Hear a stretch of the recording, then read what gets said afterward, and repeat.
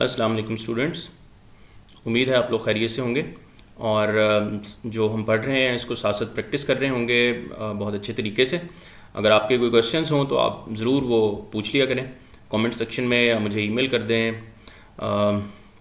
ताकि आपके जो प्रोग्रामिंग के कॉन्सेप्ट्स हैं वो बिल्कुल दुरुस्त रहें। ओके, सो हमने लास्ट टाइम अरिथमेटिक ऑपरेटर्स को देखा था और अरिथमेटिक ऑपरेटर्स में हमने बुनियादी जो हिसाब किताब के ऑपरेटर्स हैं, plus minus multiplication division mod operator जो हमारे इस बुक में लिखे हुए हैं वो हमने डिस्कस किए। तो उनमें अगर कोई क्वेश्चन हो तो आप ज़रूर पूछ सकते हैं प्लेलिस्ट में। बिल्कुल इससे ऊपर वाली वीडियो जो है वो अरिथमेटिक ऑपरेटर्स के बारे में है। अगर आप डायरेक्ट इस वीडियो पे आ गए हैं और आपको अंडरस्टैंड करने में मुश्किल है, आप बिल्कुल न्यू है प्रोग्रामिंग में, तो फिर आपको जो पीछे वीडियोस गुजर चुकी हैं उनको देखने की ज़रूरत है। तरतीब में देखें ताकि आपके जो प्रोग्रामिंग के कॉन्सेप्ट्स हैं, बुनियादी कॉन्सेप्ट्स हैं जो सी के, वो बहुत स्ट्रॉन्ग होने चाहिए। और सी लैंग्वेज ना बहुत इस्तेमाल होने वाली चीज़ है। इसको mother of all programming languages कहा जाता है। मॉडर्न प्रोग्रामिंग लैंग्वेजेस, हमारे ऑपरेटिंग सिस्टम्स सब सी पे बिल्ड हुए हैं। तो सी एक पिलर है, तो इसको अच्छे तरीके से सीख लें, फ़ायदा होगा आपका। सो हम शुरू करते हैं रिलेशनल ऑपरेटर्स से। रिलेशनल ऑपरेटर्स क्या होते हैं? देखें, हमने बहुत ज़रूरत पड़ती है हमें कंडीशंस लगाने की, बार बार कंडीशंस लगाने की बहुत ज़रूरत पड़ती है मुख्तलिफ़ जगहों पे। मिसाल के तौर पे आपने ग्रेड बुक कैलकुलेट करनी है, किसी बच्चे ने आपको परसेंटेज बताई अपनी और आप उसको बताते हैं जी आपका ये ग्रेड है। आप अपने ट्रांसक्रिप्ट वगैरह देखते हैं, वहाँ भी ग्रेड लिखा होता है, तो उस ग्रेड का कोई फार्मूला होगा, ठीक है ना। उसमें लिखा होगा कि अच्छा भाई, मिसाल के तौर पे आपकी यूनिवर्सिटी का ये, आपकी यूनिवर्सिटी या कॉलेज या स्कूल का ये फार्मूला हो सकता है बोर्ड का, जिस तरह 22 लाहौर कैलकुलेट करता है कि अगर आपके मार्क्स जो है ना वो 80% से ज़्यादा हैं या 80% हैं, मैं इस तरह से कर देता हूँ कि 80 से 100 के बीच में है, तो आपको एक ग्रेड दिया जाएगा दैट इज़ कॉल्ड, मैं ये कोई सिंबल फ़िलहाल हम इसकी बात नहीं करते, तो आपका ग्रेड होगा जनाब A+, ठीक है। ये एक रेंज है। इसी तरह से अगर आपके मार्क्स होते हैं जनाब 70 से 80 के बीच में, यानी 70 से ज़्यादा हैं और 80 से कम है, 79 तक हैं, तो फिर भी आपको एक ग्रेड दिया जाएगा and that grade is A, ठीक है। और इसी तरह से अगर आपके मार्क्स 60 से 70 के बीच में हैं तो फिर भी आपको ग्रेड मिलेगा B, और उसके बाद C, D, E और F। तो अब ये जो मार्क्स का कंपैरिजन है, हमें इसको कंपेयर करके ना जो भी इनपुट आएगी मार्क्स की या परसेंटेज की कोई बच्चा हमें देगा, उसकी बेस पे हमारा प्रोग्राम कोई कंपैरिजन कर रहा होगा कि भाई इसके मार्क्स इस रेंज में हैं तो फिर इसको ये ग्रेड दे दें, अगर इस रेंज में है तो ये ग्रेड दे दें। इसी तरह से और भी इसकी एग्जांपल्स हो सकती हैं कि 2 नंबरों को में से आपने बड़ा नंबर निकालना है तो फिर आपको कंपैरिजन करना पड़ेगा दोनों नंबरों का। 3 नंबरों में से बड़ा नंबर निकालना है तो तीनों का कंपैरिजन करना पड़ेगा आपस में। तो उसके लिए हमें कुछ रिलेशनल ऑपरेटर चाहिए जो 2 नंबर्स का रिलेशनशिप हमें बता सकेंगे, पहला नंबर दूसरे से बड़ा है, छोटा है, उसके बराबर है या बराबर नहीं है। इस तरह की बातें अगर हमने करनी है अपने प्रोग्राम में, इस तरह के कंपैरिजन्स करने, तो वी नीड रिलेशनल ऑपरेटर्स, ठीक है। ये उर्दू इंग्लिश में सेम ही है, देखें ये रिलेशनल ऑपरेटर यही है, यहाँ भी यही लिखा हुआ है। अच्छा, तो रिलेशनल ऑपरेटर्स में फिर हम देखेंगे किस चीज़ को, हम ये देखेंगे कि कोई नंबर दूसरे नंबर के इक्वल है, ठीक है। पहली बात हम ये देखेंगे कि एक नंबर लेट से हमने कंपेयर करना है कि x क्या y के इक्वल है, तो डबल इक्वल लगाते हैं, हम ये बात पहले कर चुके हैं। डबल इक्वल लगा के हम चेक करेंगे कि x y के इक्वल है। अब इसके लिए ना हमें जो वैसे तो हम ये कंपैरिजन कर सकते हैं विद नेकेड आई, हम ये देख सकते हैं कि अच्छा भी 2 नंबर हैं, उनमें से कौन से के बराबर है, लेकिन आमतौर पे जो नंबर हमें मिल रहे होते हैं वो इनपुट से मिल रहे होते हैं, ठीक है। हमें इनपुट आती है कहीं से पीछे से प्रोग्राम से, और हमें नहीं पता होता कि x की वैल्यू क्या है और y की वैल्यू क्या है। तो हमें प्रोग्राम में ये कंपैरिजन ऑपरेटर्स ही हम यूज़ करके बताते हैं कि इनमें से कौन सा नंबर बड़ा है, कौन सा नंबर छोटा है, ठीक है, या उसकी बेस पे हम डिसाइड कर रहे होते हैं। अब ये डिसीजन लेने के लिए ना हमें एक स्टेटमेंट लिखनी पड़ती है, conditional statement that is called if, ठीक है ना। इफ़ लिखना पड़ेगा इससे पहले। ये इफ़ एक कीवर्ड है जिससे हम ये पता लगाते हैं कि कंडीशन को दुरुस्त है या गलत है। अब ये चैप्टर 3 में आएगा इफ़, तो वहाँ हम इसकी प्रैक्टिस करेंगे खासी ना। अभी हम इन ऑपरेटर्स को पढ़ लेते हैं कि ये करते गए हैं असल में, तो इसके लिए ज़रा थोड़ा सा आपने तहम्मुल रखना है। चैप्टर नंबर 3 में हम बहुत डिटेल में इनको देखेंगे, इन्हीं सारे रिलेशनल ऑपरेटर्स को प्रैक्टिस करके देखेंगे। ओके, तो डबल इक्वल होता है इक्वल को चेक करने के लिए कि एक नंबर दूसरे के इक्वल है कि नहीं। इसी तरह से नॉट इक्वल, अगर आपने ये पता लगाना हो कि एक नंबर दूसरे के इक्वल है कि है या नहीं है, तो इक्वल डबल इक्वल यूज़ कर लें। अगर आपने सिर्फ नॉन इक्वलिटी चेक करनी है तो आप नॉट इक्वल भी लिख के चेक कर सकते हैं, ठीक है। इसी तरह से आपने ये पता लगाना है कि एक नंबर दूसरे से बड़ा है या नहीं, तो ग्रेटर देन का साइन यूज़ कर लें। अगर ये पता लगाना है कि एक नंबर दूसरे से छोटा है या नहीं, तो लेस देन यूज़ कर लें। फिर इसी तरह से ये पता लगाना हो कि एक नंबर दूसरे से बड़ा है या बराबर है, ठीक है, बड़ा है या बराबर है। अब देखें, अगर मैं लिखता हूँ 7 ग्रेटर देन 6, ये ट्रू है। अगर मैं लिख दूँ 7 ग्रेटर देन और इक्वल टू 6, ये भी ट्रू है, ठीक है। और अगर मैं ये लिख दूँ 6 इज़ ग्रेटर देन और इक्वल टू 6, ये भी ट्रू है। क्योंकि जब ये दो हम लिखते हैं ना ऑपरेटर्स, ग्रेटर देन और इक्वल, तो बीच में और लगा होता है, और का मतलब ये होता है कि या तो बड़ा हो या बराबर हो, बड़ा हो या बराबर हो। तो इस केस में देखें, ऊपर बड़ा है बराबर नहीं है, लेकिन एक कंडीशन पूरी होगी ना, फाइन। नीचे लिखा हुआ है ग्रेटर देन और इक्वल, तो ग्रेटर देन तो नहीं है, 6 के इक्वल है, तो फिर भी ठीक है। तो दोनों में से एक कंडीशन भी अगर ट्रू होगी तो हम इसको ट्रू मान लेंगे। इसी तरह से लेस देन इक्वल, इन सब का अलग अलग इस्तेमाल है अपना, ठीक है। तो ये 6 रिलेशनल ऑपरेटर्स होते हैं, ये आपको समझ आ जानी चाहिए कि करते क्या हैं।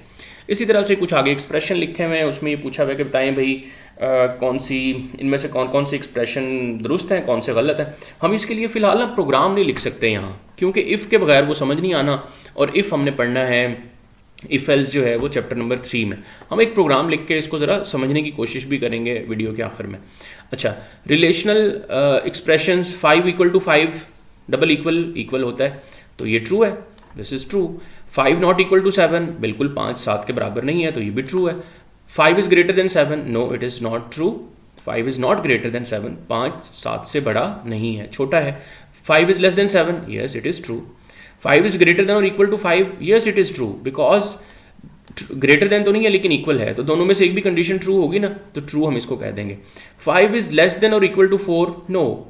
5 is not less than 4, 5 is not equal to 4, दोनों कंडीशन ट्रू नहीं है, दोनों में से एक भी ट्रू नहीं है, तो ये फॉल्स होगा, ठीक है।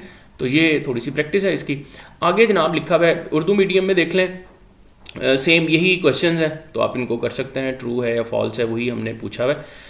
अच्छा, एक इसमें चीज़ है, असाइनमेंट ऑपरेटर और बराबर के ऑपरेटर में फ़र्क क्या है, ये मैंने शुरू में बताया था कि आगे ये चीज़ आएगी। असाइनमेंट ऑपरेटर में और जो डबल इक्वल होता है, इक्वल के ऑपरेटर में फ़र्क क्या होता है। देखें, असाइनमेंट ऑपरेटर होता है किसी भी राइट साइड पे जो वैल्यू लिखी है ना, उसको लेफ्ट साइड पे असाइन करने के लिए। x = 6 लिखा हुआ है ना, तो 6 को x में स्टोर करने के लिए होता है, ये असाइन करने के लिए होता है कि 6 जो है ना x को असाइन हो गया है, इसको मिल गया है। जबकि डबल इक्वल जो होता है ना, वो ये चेक करेगा कि क्या मैं अगर ये लिखूं x = 6, ये समझ लें गौर से, x = 6 का मतलब ये है क्या कि x में जो वैल्यू पड़ी हुई है पहले से, क्या वो 6 के बराबर है। अब यहाँ हम 6 x में रखवा नहीं रहे, x में पहले से कोई वैल्यू है और हम उसको चेक कर रहे हैं कि x में जो वैल्यू है क्या वो 6 के बराबर है। तो असल में ये तो कंडीशन लगाने के लिए इस्तेमाल होता है, चेक करने के लिए कि ये शर्त दुरुस्त है या गलत है। जबकि जो असाइनमेंट है वो ये राइट वाली वैल्यू को लेफ्ट वाली में रखवाने के लिए इस्तेमाल होता है। तो ये कंपैरिजन ऑपरेटर है और ये असाइनमेंट ऑपरेटर है। ये छोटी सी बात इसके बारे में लिखी हुई है।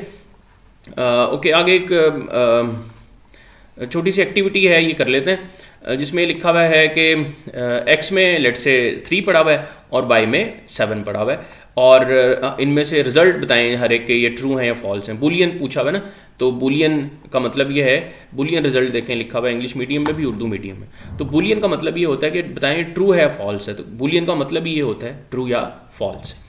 ओके, x + 4 हम यहाँ से करते हैं, उर्दू मीडियम से चलें कर लेते हैं, ये वाली जो चीज़ है, क्वेश्चन सेम है दोनों तरफ, तो परेशान नहीं होना। x में 3 पड़ा हुआ है, y में 7 पड़ा हुआ है। हम x में 4 प्लस करते हैं, x में क्या पड़ा हुआ है 3, 3 + 4 क्या हो गया 7, तो लेफ्ट हैंड साइड पे 7 है और राइट हैंड साइड पे क्या पड़ा हुआ है, वहाँ भी 7 ही है y में। तो 7 = 7, यस इट इज़ ट्रू, 7 7 के बराबर है, और डबल इक्वल बराबरी को चेक करने के लिए इस्तेमाल होता है, तो ये ट्रू है क्योंकि हम ब्रैकेट वाले हिस्से को पहले सॉल्व करते हैं। तो x में 3 था +4, 7 = 7, ऑल राइट। ओके, 2 + 5 > 7, 2 + 5 क्या होगा 7, और y में क्या पड़ा हुआ है 7, इज 7 > 7, क्या 7 7 से बड़ा हो सकता है? लेफ्ट हैंड साइड पे भी 7 है और राइट हैंड साइड पे भी 7 है। No, it is not true. 7 के बराबर हो सकता है, 7 से बड़ा नहीं हो सकता।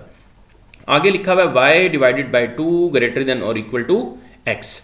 ओके, वाई में क्या पड़ा हुआ है 7 डिवाइडेड बाई 2, 7 डिवाइडेड बाई 2 क्या आएगा 3.5, 3.5 ग्रेटर देन या इक्वल है एक्स के, और एक्स में क्या पड़ा हुआ है 3, तो 3.5 बिल्कुल बड़ा है एक्स से, ठीक है, तो ये ट्रू है।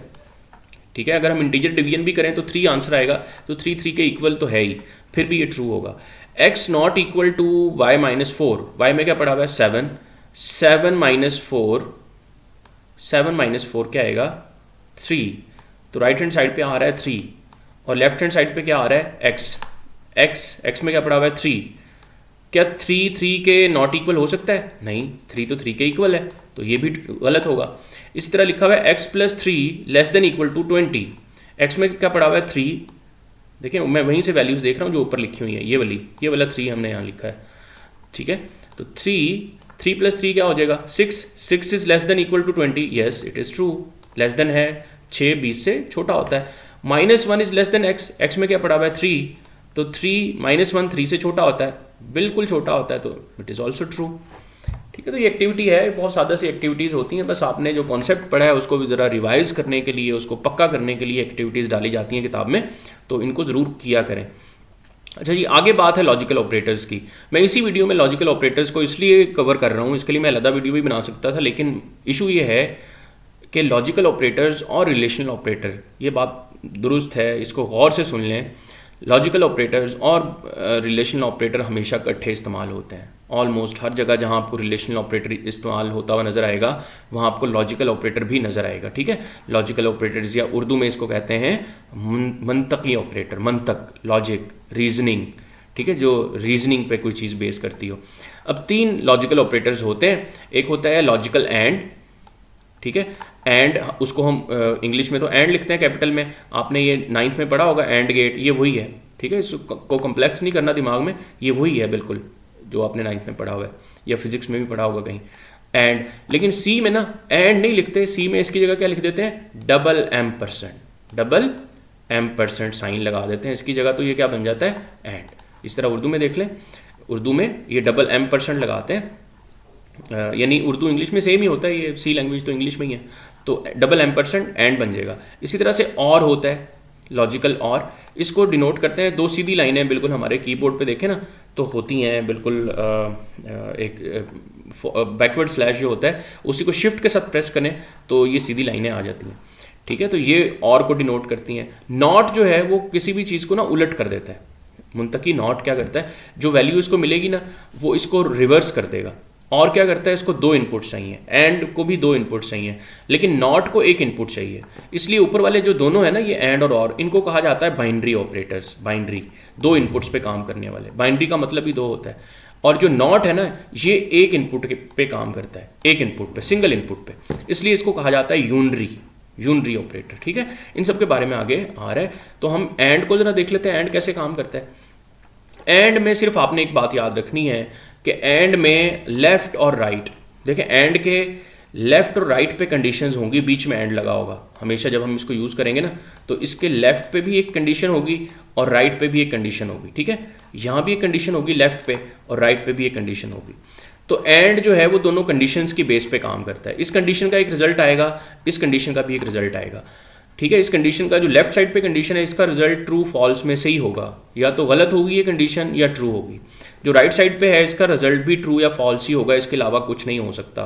तो दोनों जो कंडीशंस हैं इनका रिजल्ट या तो ट्रू होगा या फॉल्स होगा। ठीक है, लेफ्ट साइड पे ट्रू, राइट साइड पे ट्रू, लेफ्ट साइड पे फॉल्स, राइट साइड पे ट्रू, तो डिफरेंट वेरिएशंस हो सकती हैं। एंड क्या करता है, जो पते की बात है असल वो ये है कि एंड हम तब लगाते हैं जब हम चाह रहे हों कि दोनों कंडीशंस ट्रू हों। ठीक है, दोनों कंडीशंस ट्रू हों तो तब मैं रिजल्ट ट्रू दूं।